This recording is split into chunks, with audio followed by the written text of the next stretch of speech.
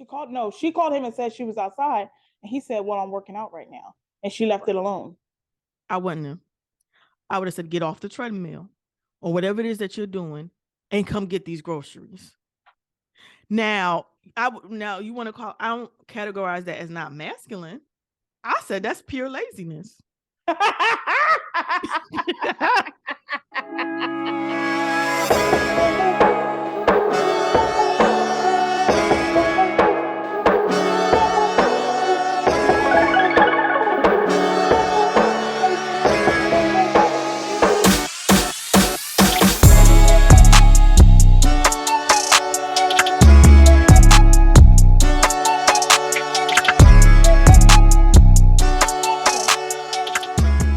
What's up, everybody? You already know what time it is. It's your girl, Nikki, the oldest sister. I'm the younger sister, Jackie. And this is Relax, Relate, Debrief. Listen, before we get started with anything, anywhere, if you are watching this channel, need you to go ahead and hit that like button. Then after that, go on and hit that subscribe button. And then listen, if you want to keep getting notifications, because we dropping videos every week, boom, boom, I want you to go ahead and hit that bell, boom, so you can get the notifications when we drop it. Listen, we appreciate you, everybody that's been rocking with us since the beginning. For those of you that's coming along, let me introduce you to our channel. We are two real life sisters here.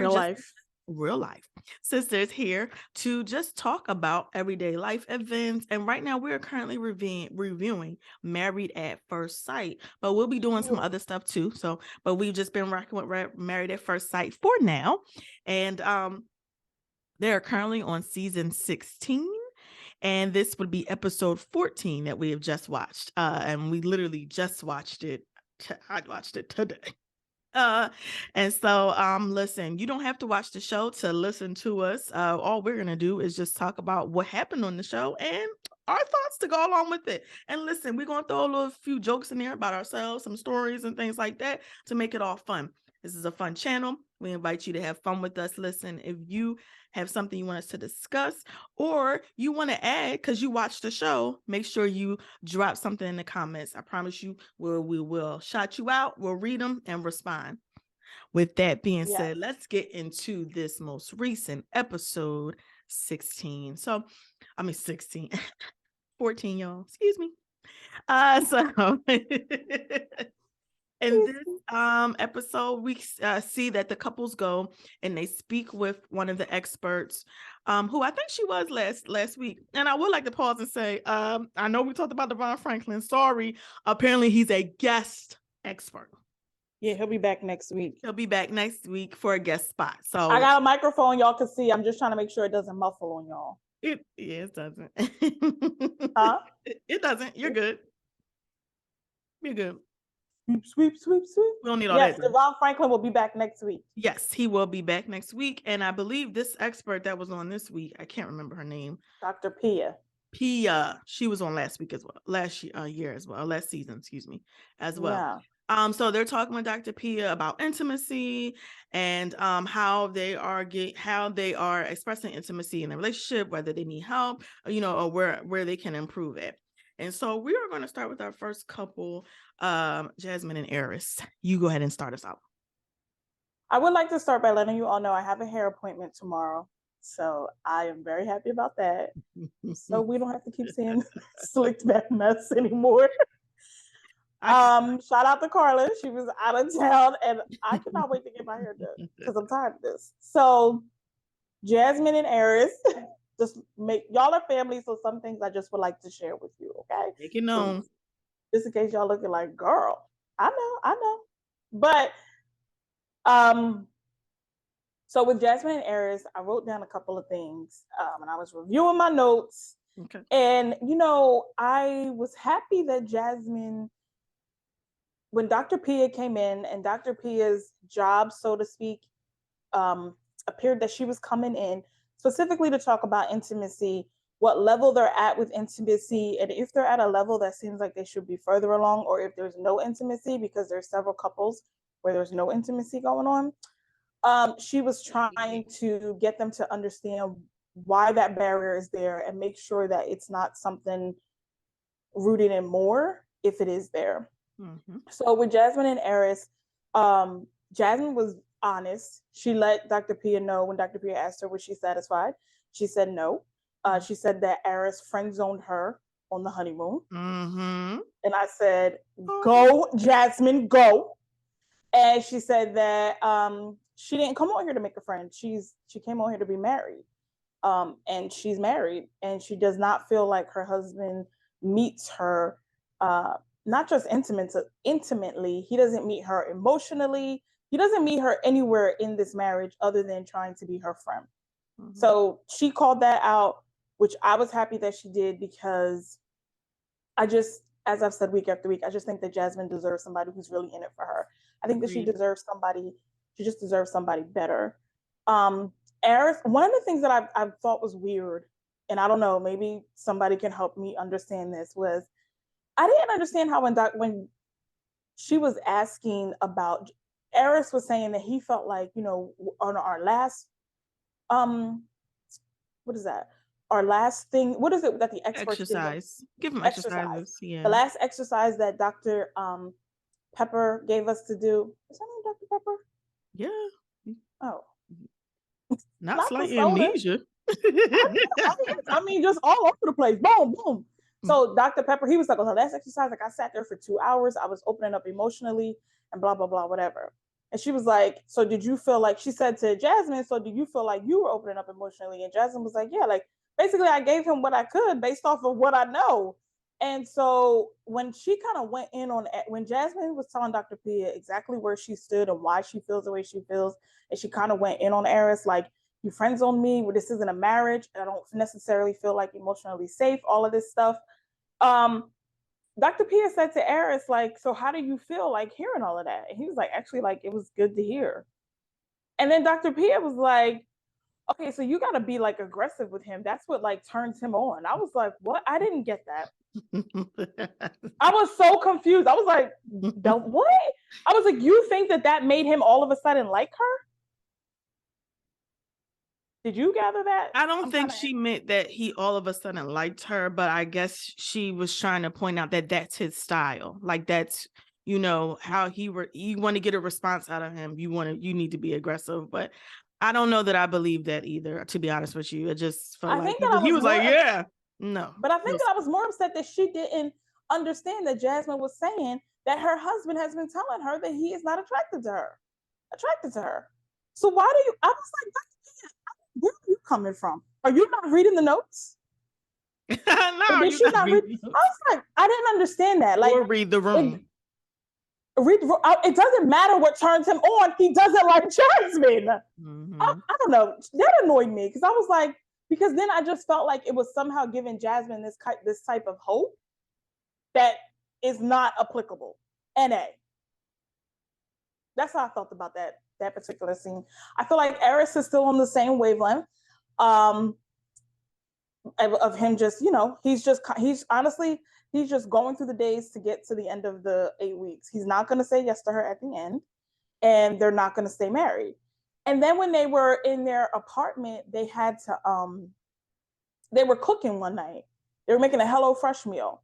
Oh, HelloFresh, if you want to sponsor us, we're available. Mm-hmm. RRD will be our code. Let us know. So they were making a HelloFresh meal, and basically, Eris was like, the reason why he was like, you know, Dr. Cal told me, you know, you got to realize like she may not be attracted to you. She may have wanted a taller man. I was like, well, at least he knows, because I have said that. That's 6'4" confidence, and he's standing 5'7". Amazes me, but that comment isn't. So but that comment isn't true, because she clearly said that she was attracted to him from the beginning. No, Pastor Cal was telling him, you don't know how she's going to feel on the other end. Maybe she looks at you and she wants somebody short. He was trying to, before the process, not like short, tall. Yeah, he was trying to get him to understand, like, in the same way that we would want her to be open, because there are things about you that could not be. You have to be open. Right. He has not taken that advice. So he basically told Jasmine that's why he clapped for her, cheered for her when she came down the aisle. And she was like, so you basically lied when I was coming down the aisle? Oh, yes. Yes. Yeah. And he was basically like, well, Dr. Cal told me to in case, and I'm like, what? And then she asked him like 3 times to give him a chance to kind of like, I don't know, like, you know what I mean? And it wasn't like he was being honest, but my goodness, Eris. I mean, goodness. And so she was like, so you're saying that when I walked down the aisle, you basically was faking it or lying when I came down the aisle. And he was kind of like, well, what else was I supposed to do?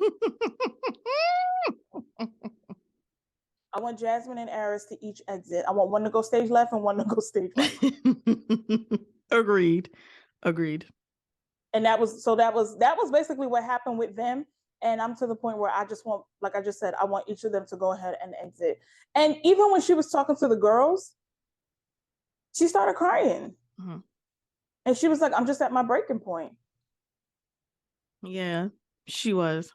I agree that, they definitely are not, I've been saying since the beginning, they're not going to be together.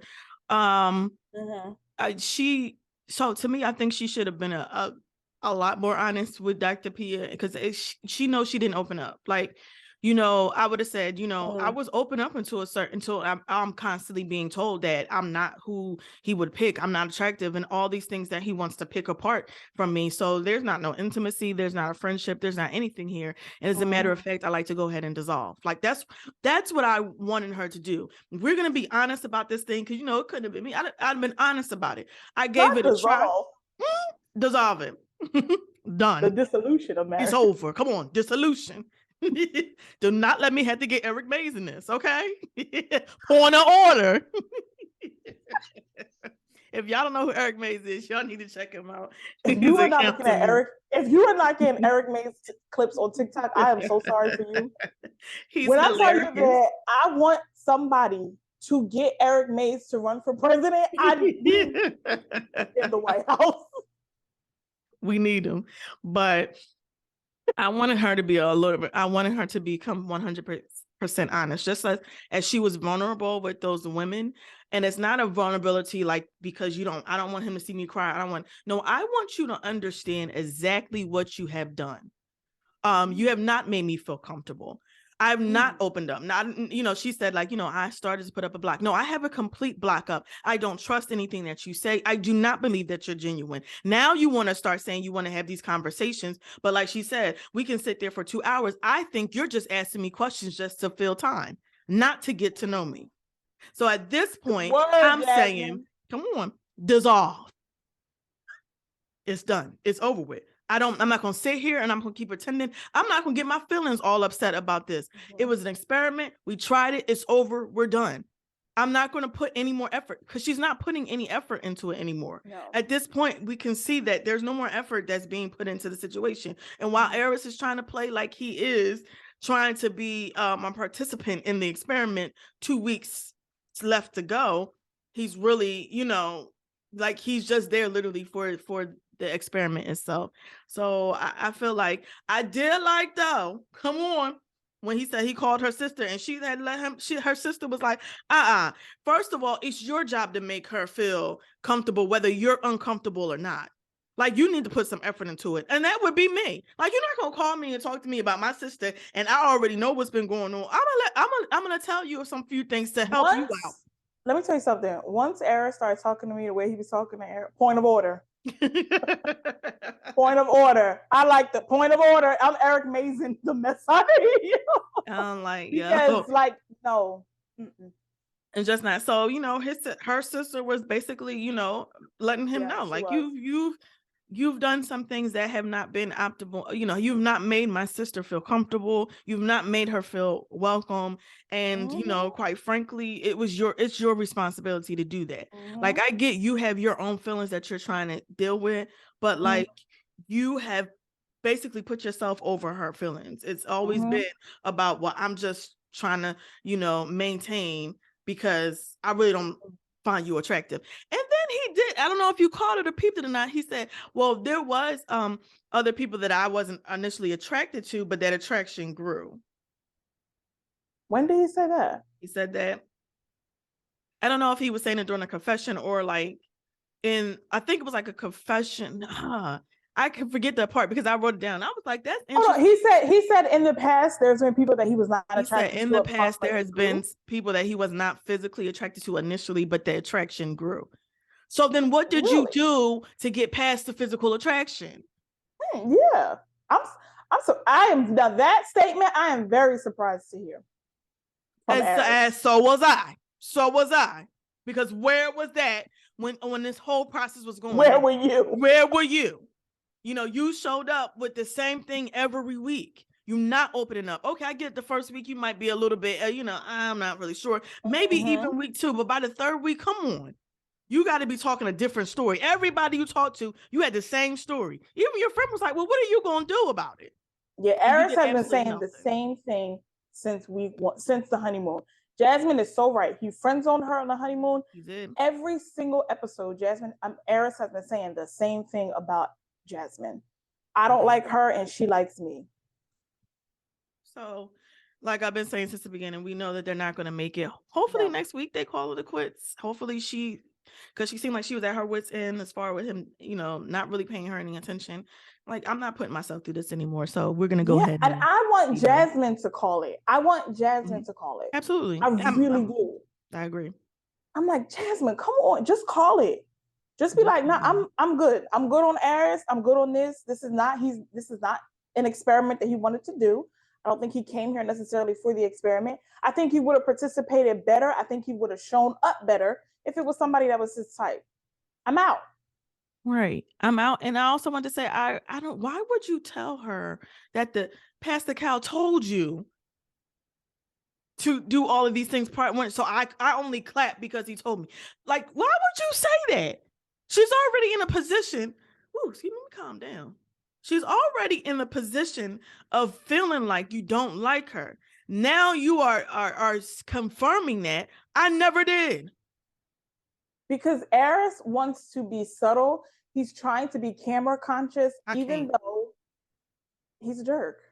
I can't, and I won't. Is what she and he's trying to be camera conscious, because like even like how he did it, like she had to catch it and ask him, which kind of made us be like, now Aris. Exactly. Yeah. And he's like, well, what else did you want me to do? Like, it's not even like he's not blatant. He's not the way that he does it though. It's just I don't like it.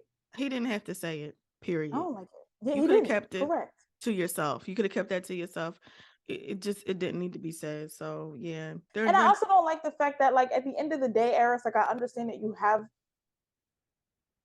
choices, you have this, that, and the other. But like I also don't like at the end of the day that Jasmine is a beautiful woman and like you're literally in your own head. Right. He has yet to formally acknowledge that and then say what he's going to do to get out of his way. But Aris is the problem, 150%. I agree. At this point, I agree. Yeah. So we are. They don't make it. We already know that they don't make it. And bye, Aris. I saw something on the internet that said that he's already dating somebody. Not surprised. Not surprised. So, I don't know. Allegedly, let me say that. Not allegedly. I don't know. It's true. So we're on to the next couple. I'm gonna get them in and out the way. Gina and Clint. So, first of all, Clint was baffled when Gina attempted to tell Dr. Pia that he didn't have any swag. Clint said, I know you're right. He did. I'm like, baby, better than you done tried. I got plenty of swag. Gina is still the problem for me. I think that Clint is not growing with Gina because he's the only one moving forward. And so therefore, anytime you're in that position where you're the only one, let me tell you something. This is in any type of relationship, partnership, situationship, marriage ship. I know that ain't the word, but I'm just saying. Okay. Anytime you're the only one that's basically handling all the heavy lifting, no, it ain't gonna work. And Clint, I believe, is actually trying, even though Gina is not necessarily his type, the same way that apparently he's a ginger and not her type. I believe that he has tried. And I think that where he's at right now is like, I'm good. I'm not going to keep doing all of this. Like, basically, we're cool. And they had to, in the Dr. Pia sent things to the house, and they had to use those things to like become kind of draw closer to make them, feel like intimate and things like that. So she sent them like a box with like different things, and like it was like a feather and a hairbrush, and they're just like trying to see if they can just They were spark so up corny. Not a spark in sight. trying to spark up something. And it was like two people that just had a box of unknowns and was like, what do you think this feel like? And was just, well, look at that. Oh, like it was just literally like Dry. talking, two friends talking. But I think that Clint, and she's like, you're supposed to be doing this on me. I'm the one that's tired from all day. And he was like, I'm tired too. I was sailing. I was like, good, Clint. Let her know, because she always, girl, you in the salon. Enough. We've asked you several times. Stop it. But she was like, they were trying those things. Nothing was coming about it. And Clint basically was like, there's no type of physical attraction on either end. On either end. And then Dr. Pia, like Clint was willing to answer his questions. Mm-hmm. How about Dr. Pia had to get with Gina? Sure did. A little bit, because Gina's talking about, well, we are trying, and this is that and the other. And she was like, but you literally said that you're uncomfortable, so you haven't been trying. So how are you trying? She said, how was that? she's like, girl, it's the oxymoron. No, it's not. It's no such thing as organized chaos. What are you doing? So then, and then like she asked Clint a question. I forget the question she asked. And Gina was like, well, obviously he feels that way. And Dr. Pia said, well, let's let him answer.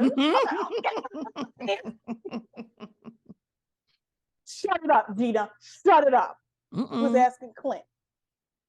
And Clint was like, I forget the question, but Clint like replied with whatever. But Gina was getting very defensive, basically making it seem like she has been doing all these things. She is trying. She's trying to work towards intimacy. Girl, he is your roommate. You have given him your dog because you need to be at the salon. Let's just tell the truth. That's the only reason why you even care that he has that dog, so that because somebody's taking care of your dog while you're working. Mm-hmm. And you're treating him like a roommate and like a friend. You're not moving towards intimacy. You're not really diving in to really get to know him. And maybe we're not seeing it when the cameras are off, but the way that there's nothing natural that progresses between them. It's not even like natural. They don't even naturally hold hands. It's not even natural, like a natural shoulder rub or something. Nothing. Not even a hug. Two roommates. I've not even seen them hug. Two roommates. Nada. So speaking of hugs, remember when she asked Dr. Pia asked Jasmine, she was like, are y'all at least hugging? Yes. And she said, and nope. Eris was like, it's like I want to, but we've gone this long without it. Why would I try? Eris. I wanted to say, so I've been saying it. I said it a couple of weeks back. He don't even hold hands when they're walking side by side. She got to put her arm around his arm, not even holding his hand. So we talking about Gina and Clint or Eris and Jasmine? Both. Well, Gina and Clint ain't even walking side. They walk side by side. They're not intermingling in no type of way. At least Jasmine and Eris, she would put her hand around his arm or whatever. But it still speaks to their level of intimacy as being zero. But the crazy thing was though, like at one point, Eris was kind of letting it down because he would like have his arm on her leg. He was like, I think he was faking it. I think he was forcing himself. I think it's forceful, and because it wasn't comfortable. That's the worst thing. It's not flowing. You ain't got to force nothing. Get out of here. My God today. All right. What I will say about Gina and Clint is two things I noticed. One, I'm not sure how she has such this taste for Gingerhead when Hank is sitting up here in Gingerhead from head to toe. Wait, you're not, say that again? I'm not sure how she has a distaste for Gingerheads when Hank is sitting up here from head to toe Gingerhead. Hank is her dog. It doesn't matter. So you don't have a problem with Hank being Gingerhead, but me. Because you saying Hank like that's her ex. No, I'm saying Hank her dog. Hank her dog. Yeah. Hank her dog that has become Clint's best friend. Yeah. Another thing that's going to be, Hank's going to be hurt when Clint and Gina split up. Yeah. Because I see that dog around Clint more than I see that dog around Gina. I mean, that dog has gravitated towards Clinton. Towards Clint. He's not Because really Clint's a thinking good about guy. you. And he was, like you said, he was appalled. Like, excuse me, I've been told I have super swag and all. Now, Clint, I've seen your outfits. I want to classify it for mine. I can see why Gina said you ain't really got the swag. But I Clint think told y'all from the swag beginning. is also your personality and how you are. And I do think Clint has a little swag with that. Clint told y'all from the beginning he'd been in these streets. What y'all talking about swag? You're like, Thought you don't know me. Listen, I've been had swag. He's like, do you not know how many people have told me how much swag I have? He did. And you sit here in my face. How dare you? On the order. Clint said, let's get the resume out. Because as I told y'all from the beginning, he said, he said, Google me. Google me. Clint stood 10 toes down. What you talking about? I ain't got no swag. Did you? Clint was like, girl, is the salon fumes getting to you? Because I know you like, I was like, Clint? He was, yeah. It's just, at this point, I just don't even like, it's just their part comes on. I'm like, I gotta pay attention so I can say something. Yeah. Outside of that, like, even when she was like, I just don't want to, that just makes me, she's like, it makes me uncomfortable. That makes you uncomfortable. Speaking about something intimate. No, it don't. With somebody you're supposed to be in a relationship with. It does. It's the people. It's the people that be acting for me. I can't. And you want to get into a marriage and act like intimacy is it? Ooh, ick. I can't. Girl, don't get married then. Like, that is clearly a part of marriage. And be clear, if it was somebody that you were attracted to, you be kikiing and all types of all this other stuff. Like, it's so phony. Why are you acting like you could be a private person, sure, but you acting like it's just not. I'm so, like, basically acting like a prude. I'm not getting that. It's a lie. Right, because if it was somebody that you was attracted to, and so Dr. Pia asked both of them, like, how are they intimate with people, and they both were like, well, it's easy when it's somebody I'm attracted to. Hello. I've never really had to, Gina said, I've never really had to think about that, because everybody that I've been involved with, I've been attracted to. So stop acting like shut up. He's stunning you. He's lying, because you're lying. It's just uncomfortable. It's just, okay, say the full sentence.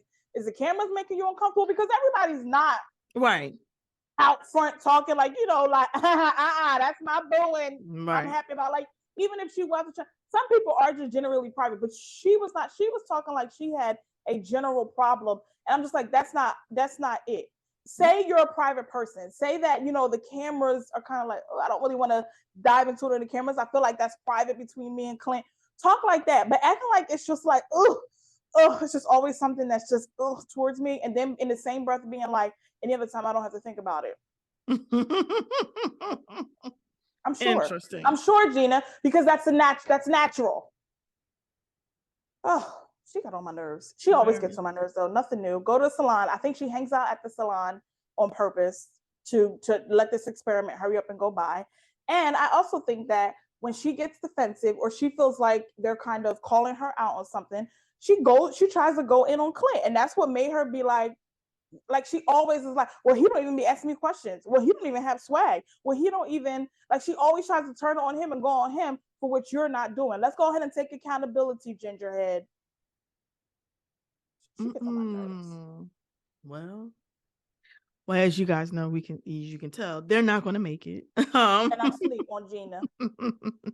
It's very evident. There are another couple who, again, I feel like should have just go ahead and dissolved. Like, why are we waiting to decision day to state the obvious?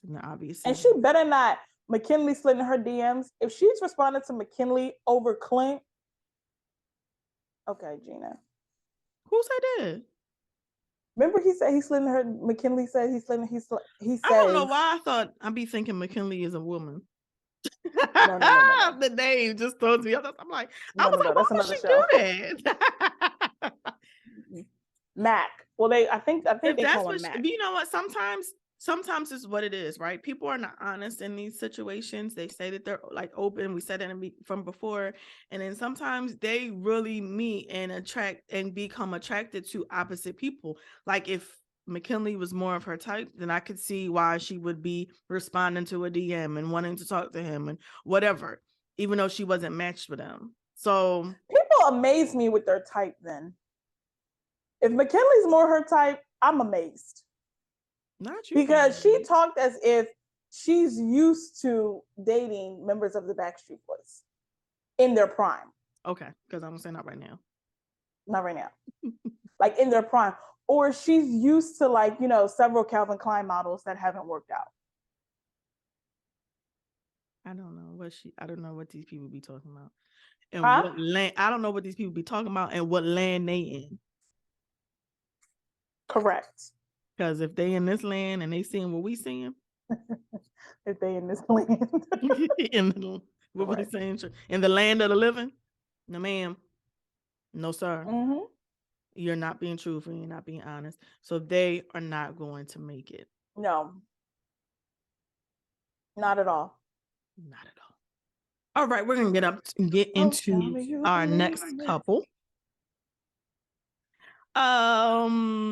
Let's do Shaq and Kirsten. Okay.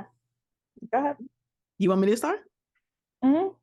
I'll do the honors. Sat down, Kirsten. Sat down somewhere. We done said this. This is our second week now saying this. This man is not your father. He's not going to act like your father.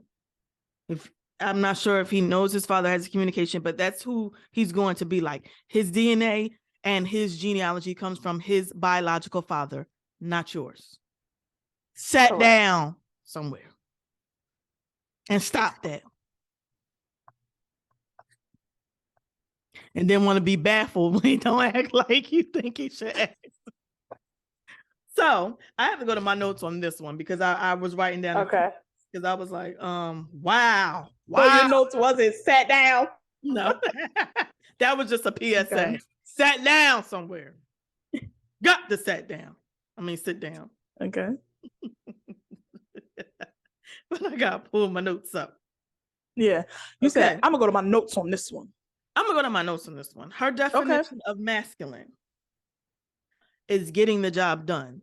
Want to see you take out the trash. Want to see you fix the tire. Want to see you do. That's okay. Masculine. Hold on. You're saying that Kirsten said this is her definition. Kirsten's definition of masculine. I'm sorry. Okay. Kirsten's definition of masculine was one is getting the job done. When asked if Shaq was masculine, she proceeded to have a long pause and then said yes. Mm-hmm. I'm like, girl, that like, and then it always reverts back to my dad did X, Y, and Z. My dad. Yep. Again, stop comparing this guy, this man, your husband to your father. We are of a different time than our fathers. Right? Our fathers are of a different generation. And I'm not saying that this generation is any other, but it's just different. They're doing a lot more things than our fathers were doing. So yes, our father, we said, had 2 jobs, took care of the family. He was always, my dad never had to ask for anything. That's fine. That's your father. That's how he raised his family. That may not be how Shaquille wants to do, how he wants to head his family. Let that man be the head. And stop comparing. He said he felt like he has to prove himself. He's going to get tired. He is getting tired of having to prove to you he's a man. He can do what you want, and he can be everything that you think he could be. He's sick of being compared to your daddy. He's sick of it.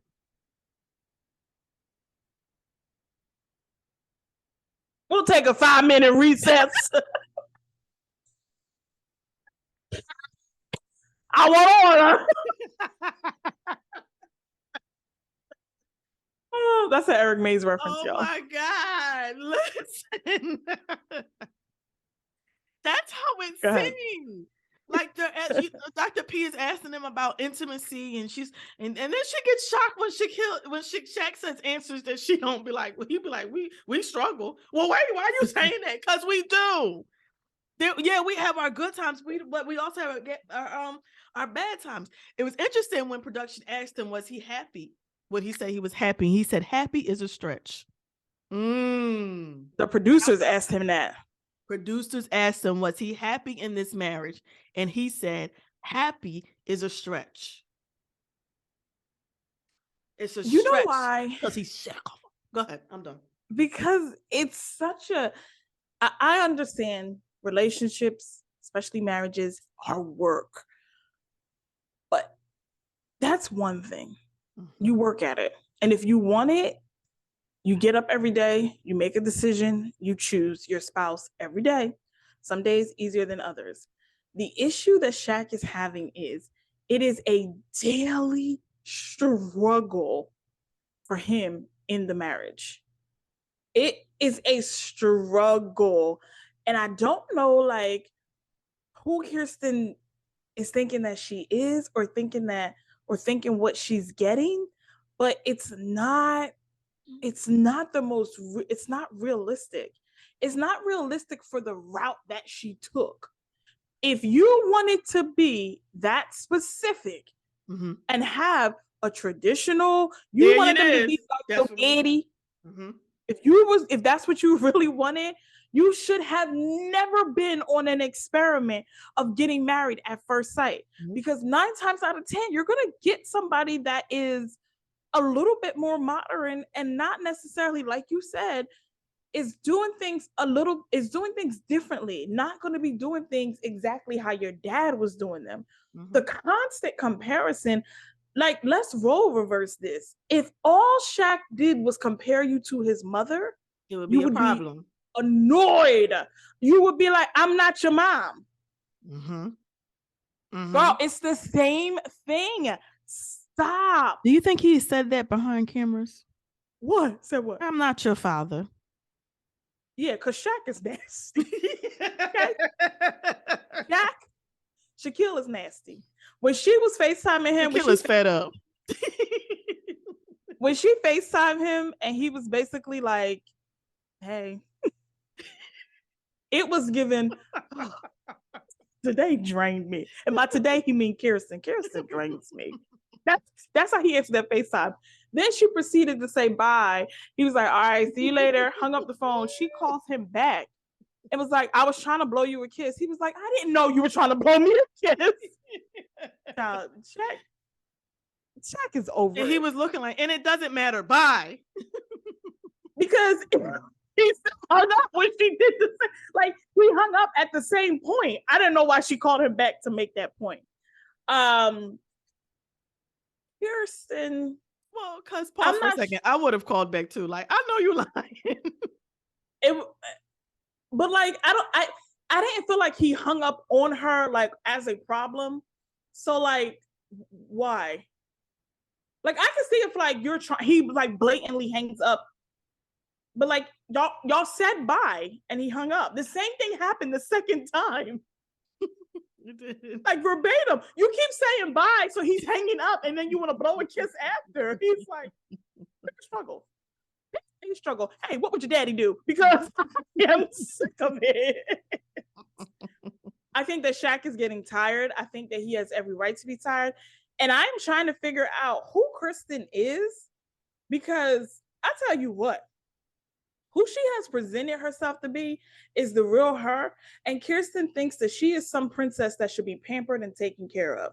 And so she needs to go find a man that fits that narrative. She don't need to be on no television experiments. She needs to be intentional about who she's going after based off of the very high expectations that she has. Because Kirsten has some high expectations. And her expectations are she's a pampered princess. She wants to be a pampered princess who is taken care of. Agreed. And I think it comes from her relationship with her father. Yeah. And which makes sense. Which is why you're constantly saying, like, knowing what your dad did and knowing, like, saying to the point of, he didn't say he loved us, but he showed us. Like the words weren't Mhm. verbalized all the time, or I don't know, but he showed us. That's what she said? Mhm. Oh, okay. I didn't hear that part. Yeah. Okay. Did you watch the show? Because at this point, I've said two things off. I know. I didn't hear I'm that. like, Kirsten said that, huh? She did. She was like, it wasn't. But she said that's why it's important for me for your actions, because I go by actions, because words don't hold weight, which is in her opinion, which is fine. But like, Mhm. meet him halfway. You're not even meeting him halfway. You just keep having these, and then she says, well, I think what's her name, Pia? Dr. Pia was saying to her, like, what if he doesn't meet that particular expectation? Well, there's other things that are important to me too. So I mean, as long as he meets that, we'll have a successful marriage. But if you keep focusing on this one thing, sweetie, it's not going to be successful. We can't tell. The only thing you seem to want is to make sure that he is your dad. And No. she's over it. And they did an Mhm. experiment with the rope, and she was like, Shaquille, I'm not gonna do this. Shaquille, I'm not gonna do this. She did say that she tends to want to be in control. Mhm. And so that's a problem. And so with their experiment, he made her put on a blindfold. He made her walk her way over to the what is it? Washer. The washer. Speaking of washer, do you hear mine going? Oh, okay. Hopefully in the playback you don't hear it either. But if y'all do, I'm washing little tails. I can't. So he so he made her go over to the while she was blindfolded, he basically like Marco Poloed her over to the washing machine to pull out the the whatever they had, the rope that was in there. And she was like, what are you doing with this rope? And so he like tied her up with it. And she was like, why are you tying me up with this rope? And he's like, see how like, you're tied up. You don't have like, you don't have like the freedom and the access and all of that. Like, so now you have to trust me. Like I have control of the rope. Like Mhm. I can do stuff and you need to trust me. And she was just like, oh, okay. And it's just like she doesn't trust him. So I understood where the question came from. Because remember last week, I was like, I'm curious where this question was coming from. I will say that the question did not come from the basis of what I thought. So I will leave my thoughts to myself. But because, it was Dr. Pia realizing that she feels like she has to be in control. She feels like she's going to be doing things and running things because she doesn't trust that Shaquille will do it. And the reason why she doesn't trust that Shaquille will handle it is because he's not handling it like her father. And Right. what she's looking for as it comes to her father is handling and taking care of everything and taking care of me. But Kirsten, in no way, shape, or form, talks about ways that she can show up, even as a wife. Mhm. She is always talking about what can be done for her. Mm. And I will tell you, that is why Shaq is like, yeah, I'm good. I'm done. Because there is a level of, I don't know if she realizes that she's displaying it. And I'm not trying to, come at her per se, but there is a level of selfishness And she that probably doesn't recognize it. I believe is sincerely turning Shaq off. Right. And that's why he's hanging up the FaceTimes like, see you. Which the reason why they were on FaceTime is because Shaq had some type of event for his job that he had to go to Memphis for. And he thought that Kirsten was coming with him. And she was like, actually, I'm just going to stay home and hang out with her friends, blah, blah, whatever. And he was like, why? He's like, we talked about this. Why are you making plans to be out with your friends when you were supposed to be coming and supporting me at this event that I have to do? But then I watched the I after was gonna say, show. did you see the after show? I did. And Kirsten was like, first of all, he never even. I'd be so confused with the after show though, because I'm like, what? It'd be so opposite of what just The happened. question, I'm sick of the question. Stop. Did nobody ask y'all that question? That's Oh, what's yeah, getting on my yeah. nerves. But Kirsten basically said in the after show, like, he didn't invite me to come with him to the function. He mentioned that he had the function. I kind of invited myself and said, maybe I would come. And he told me, well, yeah, you got friends out there. You could come. So it was just like, he was basically like matter of fact about it. How was I supposed to know that it was something that he was looking forward to me coming when I had to invite myself and he was matter of fact about me coming? Now, that is a whole different scenario, Shaq, than what you was up there with them producers. And I don't even understand why she didn't even bring that up. Because then he That's talked about that. I no, but I think that's what somebody had commented on one of our videos when she was like, if Mac had did all of that with Dominique, if Mac did all of that before Dr. Cal walked in, Why didn't you say to him, say all the stuff to Dr. Cal that you was just saying? Like, why are they not calling them out in the moment? It couldn't be me, because I'm gonna call you out. That be the thing, and that's why they say that they're altering the truth, because it don't be 2 and 2 don't be adding up. Sure he's making it seem like, because he was like, he was like, I'm not gonna keep telling you, Kirsten. Like, if I say I want you to come, then you need to come. Why do I have to keep telling you that I want you to show up for me or be there for me, blah, blah, blah, whatever. And at that moment, Kirsten, you should say to him, you never even told me from the beginning, Shaq. Right. I was the one that invited myself. So how in the world do you expect me to interpret that? This is how the conversation went. The same way she told us on the after show. This is how the conversation went. Now, how do you expect me to interpret that? And I would like to, since we're talking about the after show, I would like to add that she said that when she called him one time, she had groceries that were heavy, and she called him and said she was outside and he was working out, so she didn't want to bother him. She called him and said she was outside, and he said, well, I'm working out right now, and she left it alone. I wouldn't have. I would have said, get off the treadmill or whatever it is that you're doing and come get these groceries. Now you want to call, I don't categorize that as not masculine. I said that's pure laziness. I'm going to say you're not masculine because of it. I'm going to say you were being selfish in that moment. I always bag cold and frozen foods together anyway, so I would have took those 2 bags and been like, the rest is out there when you're done working out. Exactly. You can get out there and get them when you're ready. Since you on a stair stepper or whatever it is that you're doing, when you step your way right onto the garage and get what you need to get. Because let's be clear, Shaq is also very consumed with himself as well. Ma'am, he is. And what he has going on, and him feeling like that's precedence and priority all the time. That's why they keep clashing. That is why, because he always wants somebody there to support him and sit up underneath of his chin. I'm not going to do that. What? He wants somebody to sit where? Sit underneath of his chin. I just want support. I don't feel supported. So you want me to come out to where? Sit up underneath his chin? I don't know where that came from. Underneath his chin, sis. Right chair. He wants somebody right chair so he can feel supported. I'm not going to be part of your beard sitting underneath your chin. I'm not doing that. If I come to a thing like, because it seems like you're always traveling for your job. Great for you. Good. She has a career. You have a career. If I have time to come out there and see you, I'll support you in that. But me, I don't feel that there's a lack of support because I don't come out there to see you do your thing. You already had me on the honeymoon, where we were supposed to be on the honeymoon, being somewhere else different, supporting you when I back in Memphis again. Let's not forget that. So, I'm a little hostile on this thing. But listen, I'm not hostile, folks. I'm just passionate about this because this is foolishness. I've been watching, and it's just been pure foolishness at this point. And everybody needs to have several seats. And while I understand that you don't want to keep proving to her and shouldn't have to keep proving to her, you also have to open up your eyes and recognize too. Like I said, she's not going to sit on your chin and encourage you. I've never heard of somebody being on somebody's chin, up under their chin. Well, like if you nuzzling, cuddling.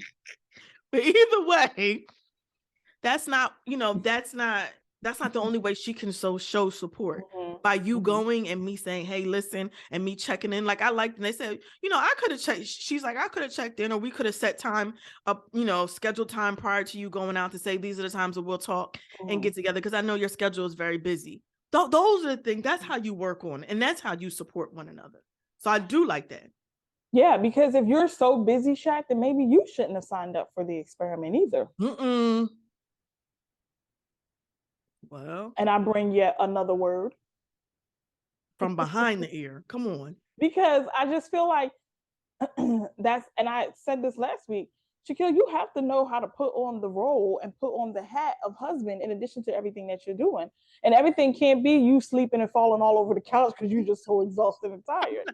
You have to show up. And you can't be doing all of that. And the only time you want to show up is when it's time to rope me up and be intimate, my dude. Put the rope up, get it out the washing machine, and you're going to get on my face. Nope. Because like it has The like rope. you like there's levels to this, dude. Like, Mhm. and I understand being busy and having work and this, that, and the other. So then you have to become intentional about your schedule because Keyword. I am your wife, because I need you Keyword. to show up. And I don't need you shoving strawberries and whipped cream down my throat and choking me all the time. I need you to show up emotionally and check in on me, see how I'm doing. I need, when I'm blowing a kiss, you not to be hanging up. Blow one back.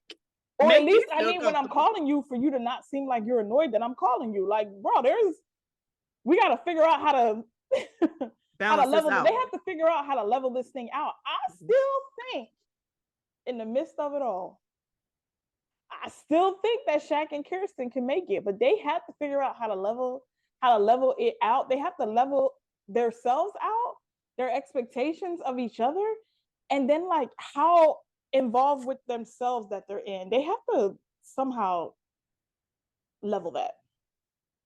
Yeah, I still don't see them making it. At all? I mean, they may say yes on decision day, but after that, they ain't gonna be together. Once them cameras go away, they're not gonna be together.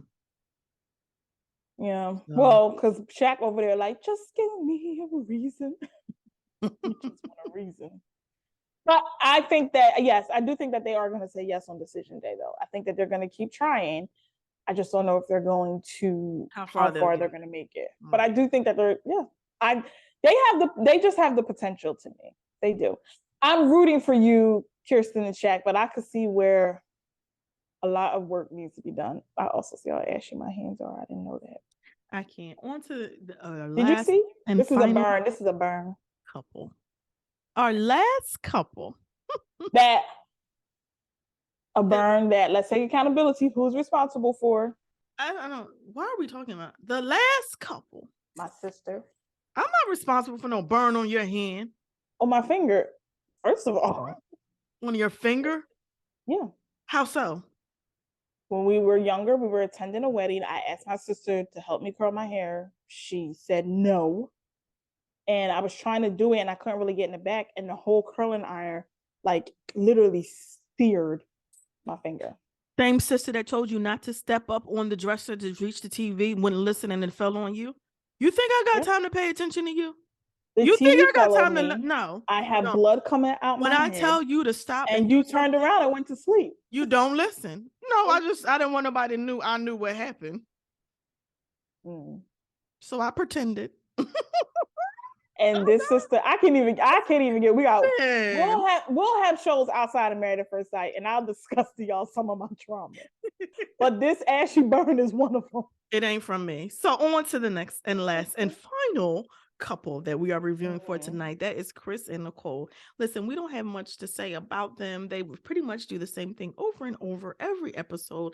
So they're talking to Dr. Pia and letting them know basically we have a great intimacy. We've established in the beginning we weren't gonna sleep together, but then we finally came together. We were both comfortable. So we don't need no help in that area. Then all of a sudden, Nicole has this discovery because she, that she has all of these issues that she never really addressed because of things that happened in her past, which is not really a discovery. I mean, bro, we've been knowing that since the beginning. You've been talking about it. And I'm not trying to downplay anything that she's been through by any means. I'm just saying we have seen it time and time again, but I've seen a comment on Instagram or like Married First Sight. Somebody said she's so busy writing notes, you need to pay attention to you. Stay out of other people's business and work on your own. And I agree. Go ahead. I think that's what's mind-boggling to me. Nicole shows up to group functions as if she's having the best experience, and she is one of the therapists for the experience as well. Every time she shows up. Then she sits down and she's like, I'm just really messed up. Nicole. So that leads me to ask, is Nicole giving us her trauma for attention because she's often an attention seeker? I didn't think of that. After this episode, I was like, the way she turns it on and off. Right. I did find it odd when she was sitting there with the group. And she was like, so like there could be more, you could be going deeper, you could be, but you're not. And I'm like, but when she has to present her, she's kind of like, I've discovered some stuff and about myself. Okay. I believe that Nicole has done work. I believe that she is aware of certain things. I am truly just, I want to question, is she giving us these moments for attention? Could be.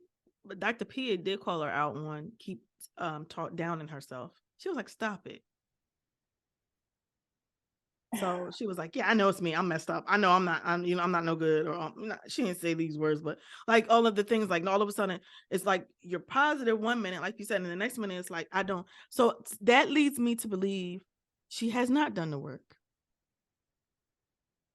She may have done some work, but she hasn't done a lot. If she has, she may have thought she'd done a lot, but she still has a lot more to go. I mean, which we all do, but like, stop being on the experiment trying to give to everybody else when you need what you're giving out, you need to take for yourself. I really have deemed Nicole as needing one of those people that just needs a lot of attention.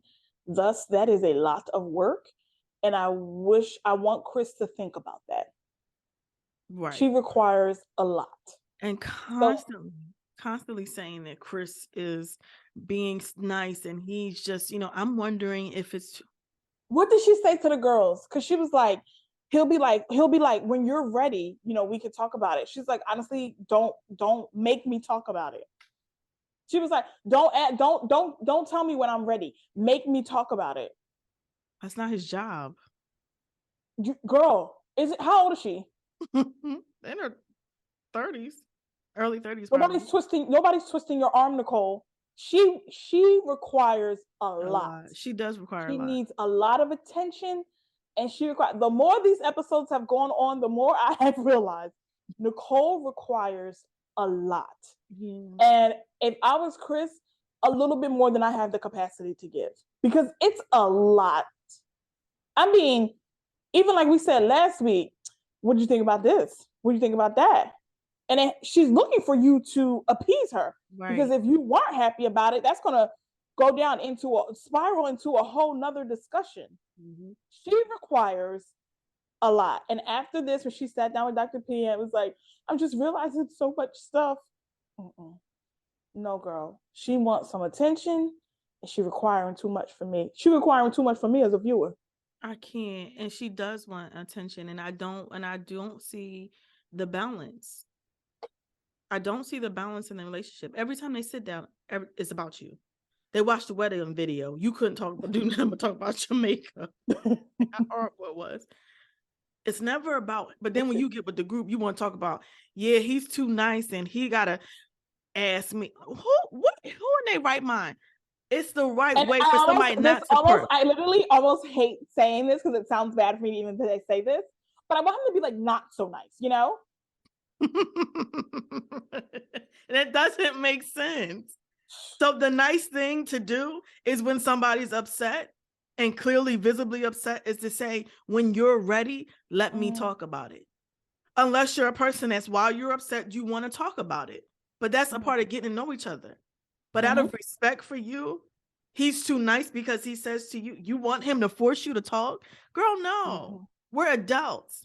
And if in that moment you're ready to talk, you can tell him, I don't need a moment. I'm ready to talk now. I'm sure he'll stay and listen to you. I agree. But Nicole's a problem.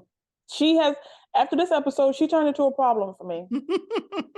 And I honestly, we're at episode 14. And I mean, if you go back and watch the beginning of these reviews, I've been gung-ho. And I now feel like Chris should walk away. I do, because I think that what she requires is too much. And she has to get a place where she's not requiring that much. Yeah. And when she gets to that place, I think that she'll show up, even better. Because I think she shows up great. She does good. She does. She's very, poised. And like we said, she shows up as a therapist for the others. So she passes notes under doors. And so she has something there. But either she has a certain time to complete the work and show up being a little less needy, or you need to figure that out, or find somebody that has the capacity to pour into what's an empty cup. But the issue is that you have to pour into Nicole a lot. Like I could literally see her being the type that like is texting you all day, every day.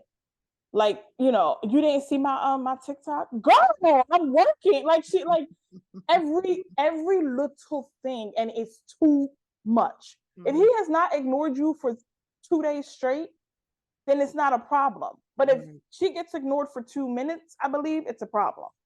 Yeah, I mean, we haven't seen it. He hasn't spoke about it, so he continues to say the relationship is great on his end, and he wants to be there, and but something he said too, he was a people pleaser. Mm-hmm. He said on the after show, he was like, well, they said that somebody wrote in and said, why does it seem like Nicole's the one that always has to be poured into? Mm-hmm. And then he was like, and his response was, Chris's response, or they were like, well, every time y'all get together, it's like Nicole having all of this that she needs. They ain't say this, but basically I said that she needs more attention. Mm-hmm. And he was like, relationships have tides, and there'll come a time where maybe I'll have to be the one that requires the attention. And I will say Chris required too much attention for them dogs. When he was I forgot about them dogs. No, when Chris was acting like somebody deep and near to him passed away, and it was because the dogs couldn't come on the show. Yeah, but he hadn't acted like that since.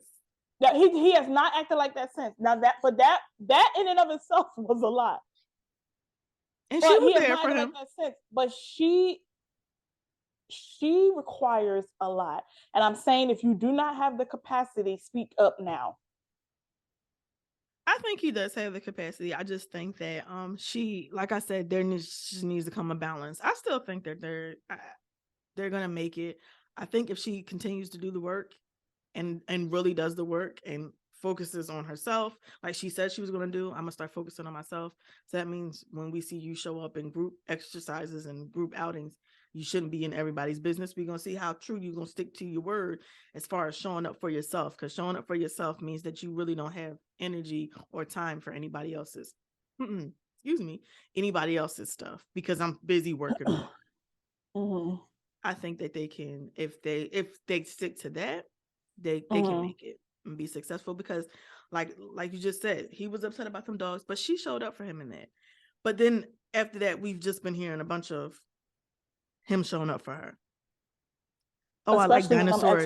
Especially when them experts come in. He likes my quirky ways. He likes this and that. He don't say too much, and he doesn't. He seems like he's just more like he's a go with it type of guy, and which is fine. But I think if there's no true balance that comes into it, it's gonna be a problem.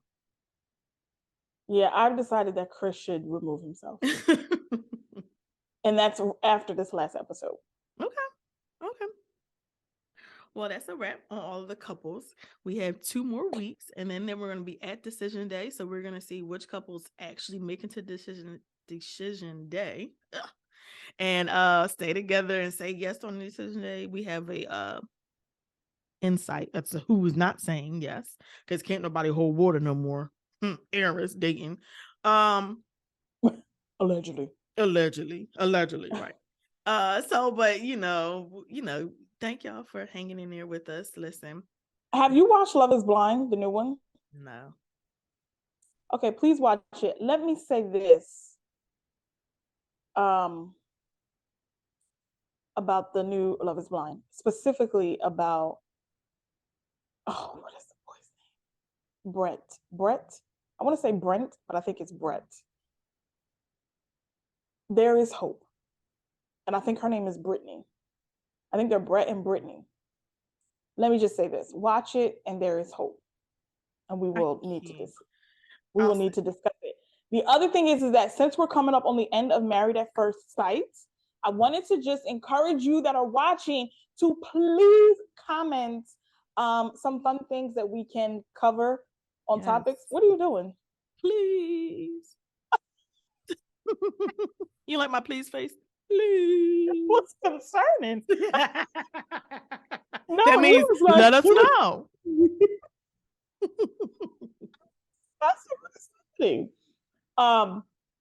Let us know some things that we can cover. Again, relax, like we talked about. on several episodes, even the beginning of this episode. Relax, Relate, Debrief is really meant to just be a fun show that is just that. Relax, relate, debrief. We just keying, giving opinions, talking, laughing, but we would love to hear other people's opinions. It's always good to hear different perspectives, or people telling us like, like you could be Team Nicole. Okay, let me know. But I'm telling Chris, walk away.